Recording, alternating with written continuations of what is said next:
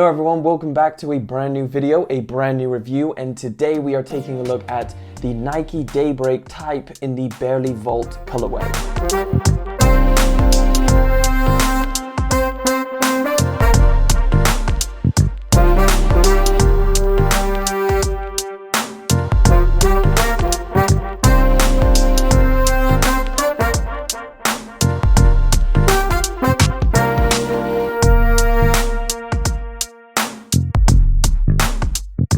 In the box, you get some sail or off-white colored laces. So of course, you're probably familiar with the Nike Daybreak silhouette. It is an early running sneaker from 1979. And of course, the design or the general design of that sneaker has been relatively unchanged since.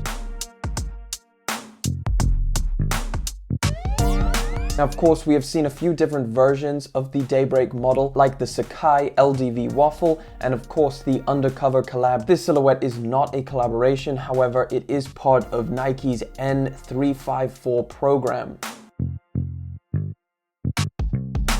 Pretty much just a program where they take an older silhouette of a sneaker, almost like a retro, and they mash it with some future elements to it. So on this specific model, they are changing up the upper material for a little bit more of a futuristic look.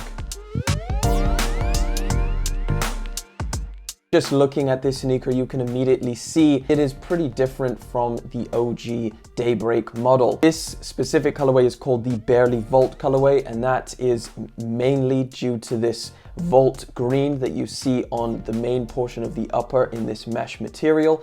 And of course, you get some hits of this really nice blue color. Is mainly this very perforated mesh material that you can see on the toe box and around through the medial and lateral portion of the sneaker. And this mesh material has pretty much nothing that is going to give you any kind of support.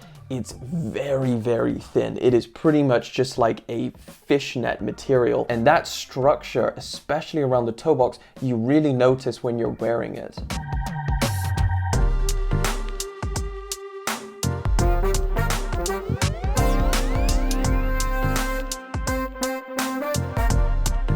However, for the overlays of this sneaker, you do get this kind of nice suede or nubuck material overlay around the toe box, and of course in these two gray portions on either side of the sneaker. And that's the general design of this sneaker, very cut and sew. Of course, you do get some exposed stitching, so it looks very raw, very just slapped together on top of each other.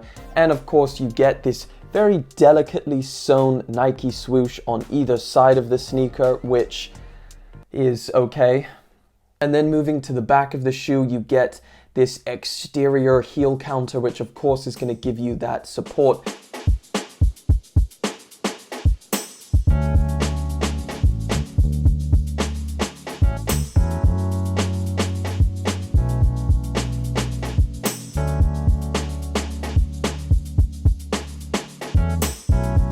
Moving down to the midsole of the sneaker, it is relatively unchanged from the original. No futuristic cushioning for this sneaker. It is exactly the same as any other Daybreak that you have seen. To the outsole, of course, you have probably one of the most iconic outsole, this waffle traction pattern.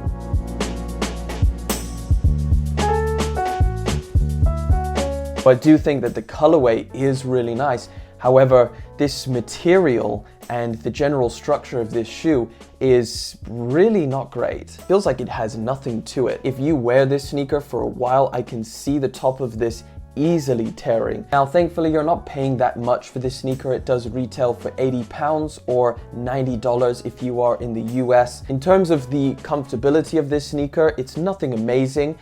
It's not uncomfortable by any means. However, it does feel like a budget shoe. You can feel the lack of material as you're wearing it.